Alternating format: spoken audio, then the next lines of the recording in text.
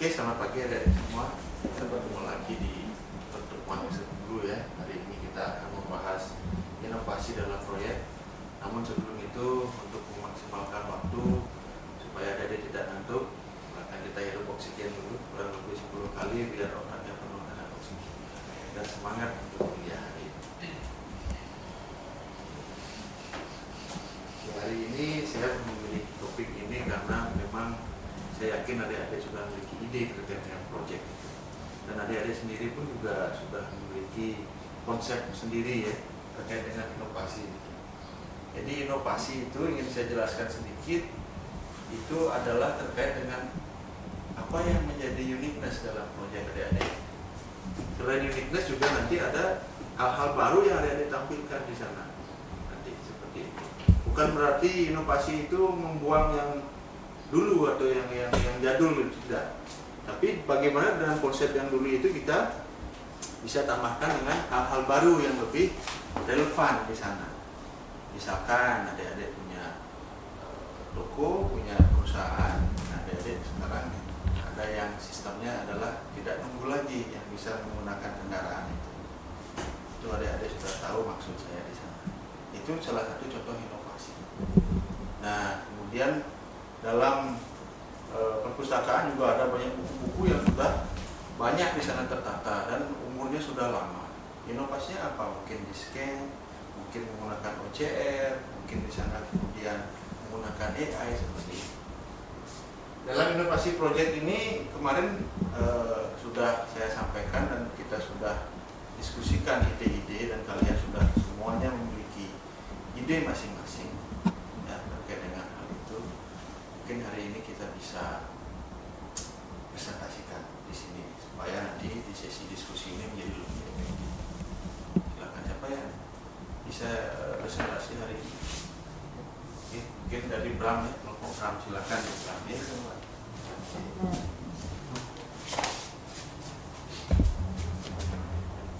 Ambil saja dari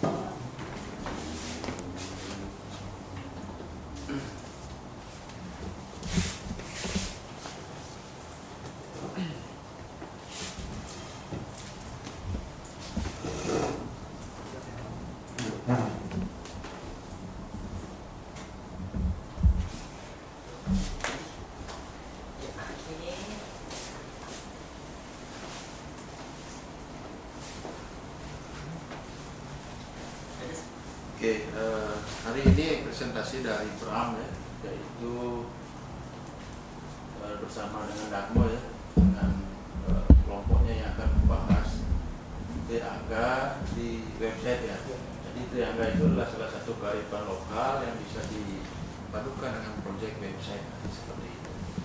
Oke, Bram dan Darmo punya waktu kurang lebih 10 menit untuk melakukan presentasi ya. Nanti baru lari ke sesi tanya jawab. Oke, silakan. Baik, terima kasih cepat atas kesempatannya kepada kami. Kami sebelum itu izinkan kami untuk memperkenalkan diri. Nama saya Pide Bramanda dan rekan saya Komandan Royuna. Oke, selanjutnya. Oke, di sini kami membawa topik yang berjudul tentang ergonomis web berbasis Triangga. Jadi secara sederhana, apakah teman-teman tahu apa itu Triangga? Ada tahu? Kalau misalnya tengah-tengah kalau ada pas, oke. Secara sederhana, Triangga adalah kelompok dari 3 buah konsep, 3 buah unsur yang digabungkan, yang terdiri dari konsep utama, media, dan juga nista. Konsep Triangga ini sudah banyak sekali diimplementasikan di arsitektur yang ada di Bali. Contohnya seperti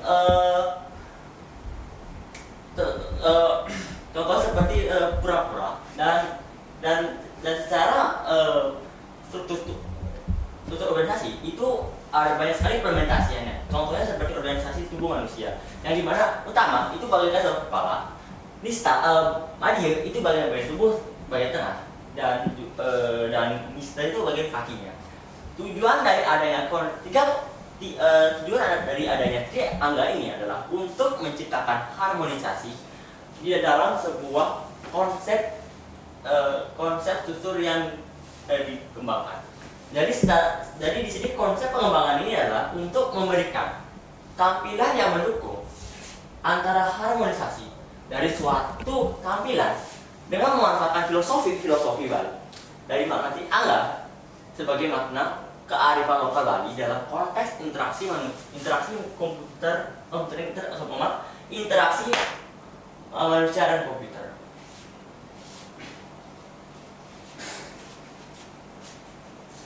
Dan untuk maknanya mungkin akan dijelaskan oleh rekan saya. Oke, konsep triangga ini mencerminkan keyakinan bahwa keseimbangan dan harmonisasi dalam kehidupan dapat dicapai dengan memahami dan menghormati perbedaan fungsi dan status dari setiap bagian tubuh atau aspek kehidupan. Adapun rangkaian dari pembahasan presentasi ini adalah pendahuluan, implementasi, tujuan, testing, dan kesimpulan.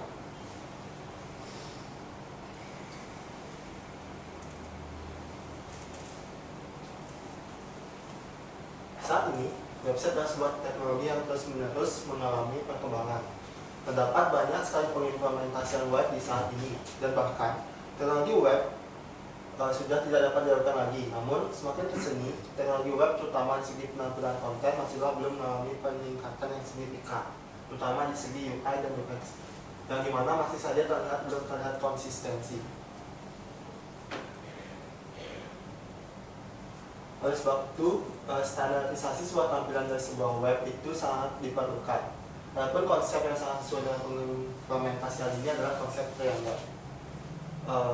Dengan pengimplementasian konsep triangga, tampilan akan dipisahkan menjadi 3 buah wilayah yang memiliki tujuan untuk keseimbangan, serta arsitektur tampilan akan menjadi lebih estetik dan harmoni. Selanjutnya akan masuk ke implementasi dari triangga. Untuk implementasi pada konsep triangga, yaitu pada utama akan berisi header dan navigasi utama, yaitu bagian dari atas situs web harus mencerminkan esensi dan tujuan utama situs tersebut. Pada bagian media atau konten utama, bagian ini haruslah berisikan konten apa yang perlu dimasukkan, baik dalam berupa video, gambar, teks, dan lain-lain. Dan yang terakhir pada lista atau footer, bagian bawah situs web yang berfungsi sebagai tempat untuk informasi tambahan dan elemen sekunder seperti tautan halaman lain, informasi kontak, dan kebijakan privasi. Selanjutnya tujuan dari pengimplementasian triangga. Oke, untuk tujuan akan datang saya. Jadi secara fungsi atau fungsi dari tujuan dari konsep triangga ini adalah untuk menciptakan tampilan yang ergonomis, seimbang, dan user friendly.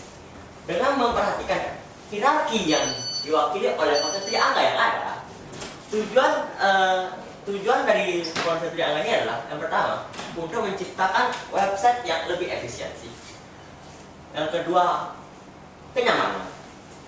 Jika efisiensi kenyamanan itu terhubung satu sama lain, akan menciptakan hasil sebuah website yang bersifat harmoni. Konsep dari harmoni ini adalah website tersebut menghasilkan sebuah tampilan yang memenuhi dari standar dari triangga. Yang pertama adalah user mampu dengan mudah memahami apa konten yang diberikan. Yang kedua, dari efisiensinya itu apa? Efisiensinya itu adalah dari tampilan website tersebut kita langsung memahami di tampilan mana saja website tersebut berisi konten yang diberikan. Dan kenyamanan itu dan bagian kenyamanan itu adalah bentuk dari website yang sederhana tanpa membuat user mengalami kesulitan.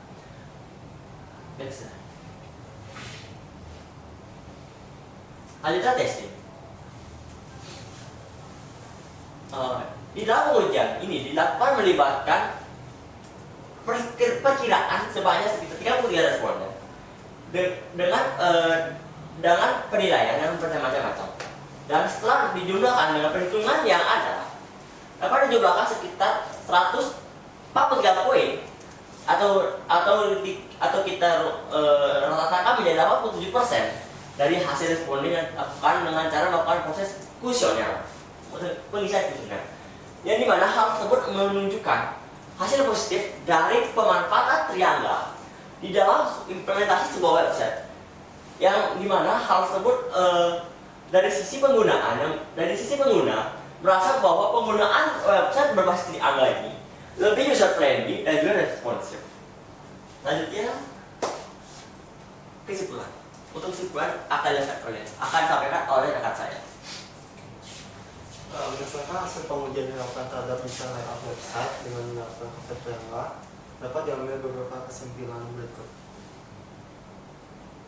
Contohnya adalah yang pertama, website yang menggunakan konsep triangga menjadi lebih minimalis, responsif, ergonomis, dan nyaman. Sekian dari presentasi kami. Apakah teman-teman ada memiliki pertanyaan? Oke, silakan kita masuk ke sesinya jawab. Siapa yang mau lanjutkan? Itu 3 orang penanya ya.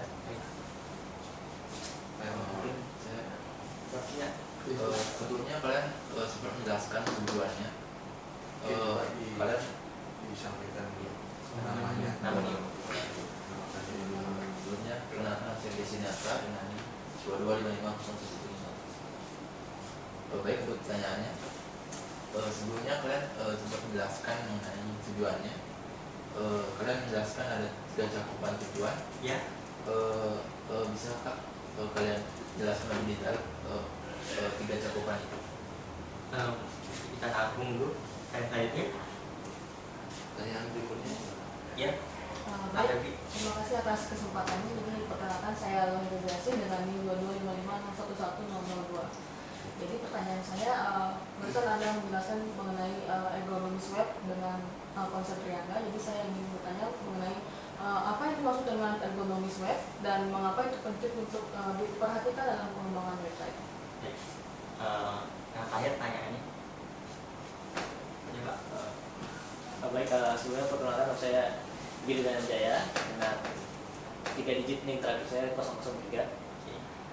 Jadi sebelumnya presentasinya sudah cukup baik menurut saya. Cuma sih saya ingin bertanya sedikit terkait konsep triangga ini. Jadi Anda menjelaskan terkait penerapan konsep triangga dalam struktur web itu. Nah, kira-kira apa yang mendasari kalian sehingga kalian merasa gitu bahwa sebenarnya konsep triangga ini misalnya baik gitu jika diterapkan dalam sebuah website gitu. Oke, karena sudah mencapai 3 pertanyaan, izinkan kami untuk berdiskusi terlebih dahulu. Silakan didiskusikan kurang lebih ya 10 menit.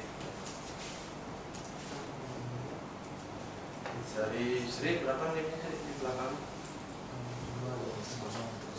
Kosong? Kosong 10. Febri? 002. 002. Ini Dana? 003.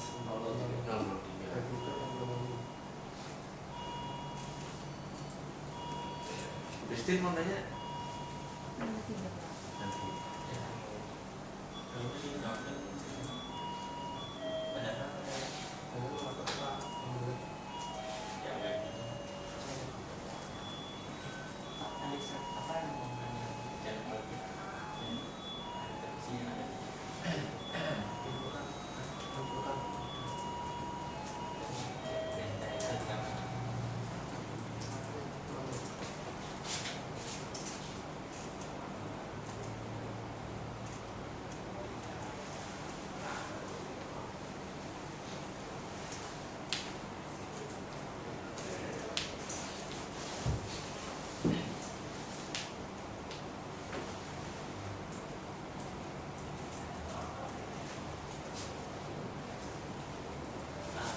Baik, karena untuk jawaban industri itu like lagi.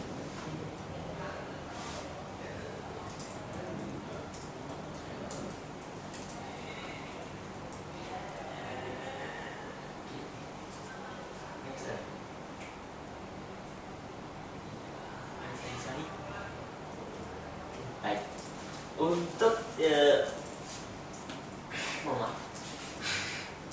Untuk Premium Daily tadi itu menjelaskan 3 cakupan tujuan dari triangle ini ya. Jadi seperti yang saya tadi presentasikan, terdapat 3 tujuan dari pemeliharaan triangle ini. Yang pertama adalah efisiensi, kenyamanan, dan juga harmoni. Tujuan untuk efisiensi, untuk efisiensi itu adalah sebuah konsep yang di mana website tersebut haruslah efisiensi dalam tampilan. Efisiensi ini konteksnya itu mirip seperti minimalis, tapi poin yang disampaikan itu poin-poin saja. Jadi tidak bertele-tele atau hiperbola. Jadinya secara sederhana efisiensi ini adalah tujuan untuk menghasilkan tampilan website yang dari usernya itu gampang untuk memahami konten yang diberikan. Sedangkan untuk kenyamanan itu connect dengan efisiensi ini. Semakin nyaman, semakin efisiensi kita masuk ke website. Maksudnya semakin user friendly, user akan nyaman dalam menggunakan website tersebut. Tujuan dari kenyamanan ini adalah supaya user tersebut tidaklah mengalami kesulitan atau nggak merasa bosan dengan website yang kita tampilkan. Jika kedua konsep tersebut sudah terpenuhi, akan masuk ke konsep yang terakhir. Tujuan terakhir itu adalah harmonisasi. Tujuan harmonisasi ini ada sebuah main utama dari pengimplementasian konsep triangle ini. Kenapa? Harmoni di dalam sebuah website ini mampu memberikan sebuah pemikiran yang cukup lama, sebuah dampak dalam segi psikologi dari pengguna itu lebih nyaman dan merasa kalau pengguna merasa lebih nyaman sehingga menciptakan sebuah rasa harmonis di dalam sebuah website yang digunakan oleh user tersebut.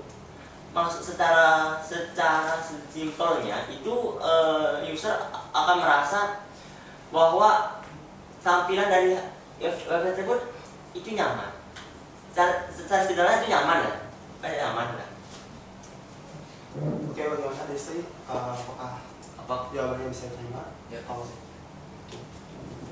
Baik, selanjutnya saya akan menjawab pertanyaan dari tadi yang mengenai ergonomis. Ya, ini ergonomis. Oke. Ergonomis pada web mengacu pada desain dan pengaturan elemen-elemen sebuah situs web agar pengguna dapat berinteraksi dengan nyaman, efisien, dan efektif. Tujuan utama dari ergonomis web adalah untuk meningkatkan pengalaman user atau user experience dengan memastikan bahwa situs web mudah digunakan dan navigasinya inklusif. Yang mana hal ini juga berkorelasi dengan konsep yang kita gunakan pada website, di mana dengan menggunakan konsep ini maka akan adanya konsistensi, di mana untuk header akan berisi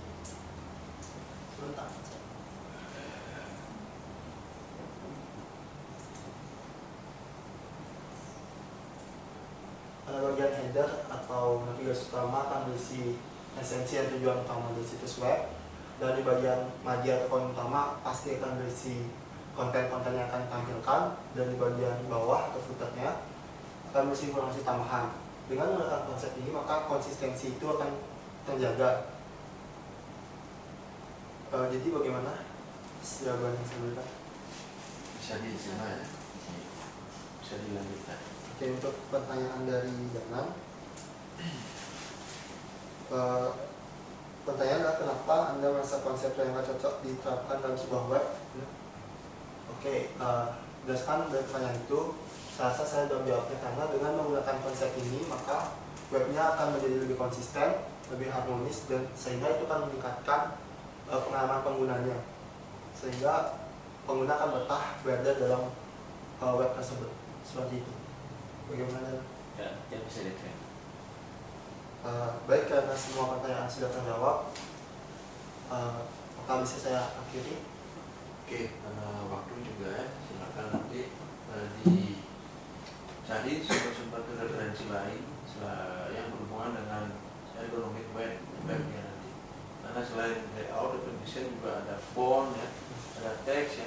bahkan web juga sudah menggunakan multimedia ya. Ada web yang sudah bisa langsung dengan AI itu ngomong sendirinya informasinya. Mungkin itu dari kelompok Darmo dan Ram ya hari ini. Ada yang mau ditanyakan mungkin dari Christine? Ada? Silakan. Oke, silakan. Oke, silakan. Ya, silakan lakukan boleh bertanya. Pertanyaan terakhir, perkenalkan saya Christina Kadia Sinaga dengan 3 digit NIM terakhir 008. Pertanyaannya, menurut kalian apa saja tantangan dan kendala yang mungkin dihadapi dalam menerapkan konsep triangga pada desain layout web? Oke. Baik. Terima kasih untuk pertanyaannya. Saya rasa untuk tantangan atau kesulitan yang dihadapi dalam mengembangkan konsep ini dalam pengimplementasian di web, serta adalah tentunya menjaga konsistensi dari konsep ini agar, karena seperti yang kita tahu konsep ini memberikan konsep dari 3 bagian kan. Itu saya rasa itu perlu digarisbawahi agar konsep itu tetap digunakan di web, karena dengan begitu kan tetap konsisten webnya. Dan itu juga mungkin kami perlu mencari bahasan-bahasan lain terkait konsep ini sehingga bisa mengimplementasikannya lebih baik. Bagaimana? Ya, mungkin itu ya dari teman-teman semua yang sudah jelas ya. Terima kasih Christian, Sri, Jeffrey dan juga Danan ya, sudah memberikan feedback kepada presentasinya Ram. Mungkin karena sudah waktu bisa di close session. Nah, Baik, terima kasih atas perhatiannya. Sekian dari kelompok kami. Terima kasih. Salam harmoni. oke,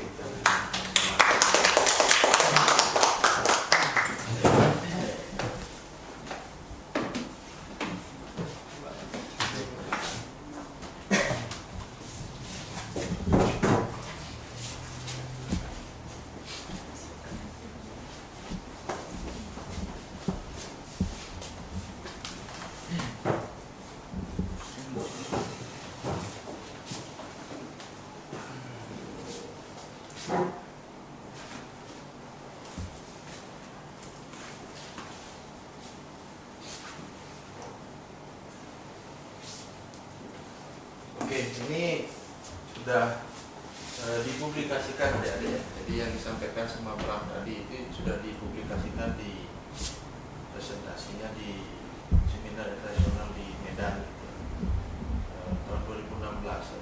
Jadi ini adalah sebuah awal ya, tonggak ya, sebelum adanya framework seperti hari ini ya yang kalian gunakan itu, entah CI, entah Laravel. Dulu tidak ada itu, sehingga kita harus memikirkan bagaimana caranya mendesain layout, membuat dashboard sendiri, membuat sistem keamanan sendiri, membuat animasi juga sendiri, seperti itu. Nah terus sekarang kan semuanya sudah framework yang mengatur itu, dari input, proses dan outputnya melalui view, model ya, dan berbagai macam atribut-atribut yang ada di dalam. Oke, mudah-mudahan presentasi dari kelompok Ram dan juga Dharma bisa menjadi ujung tombak terkait dengan proyek-proyek web ke depannya, di mana hari-hari tidak bisa lepas dari yang namanya web ya, platform juga. Ini tidak bisa dipungkiri bahwa hari ini yang paling banyak diakses itu adalah web ya. Entah melalui ponsel, entah melalui entah melalui laptop dan segala macam. Sehingga ini harus tetap dipertahankan ya. Apalagi dengan ergonomiknya itu bisa diakses seperti yang disampaikan oleh kelompok tadi, bisa diakses cepat, tidak membingungkan gitu ya, dan tidak merusak mata dan harmoni untuk dilihat. Jadi kombinasinya pas ya seperti itu ya, mungkin ke depannya. Untuk proyek-proyek berikutnya kita presentasikan minggu depan ya. Hari ini kita sampai di sini dulu. Selamat pagi semuanya ya. Salam harmoni.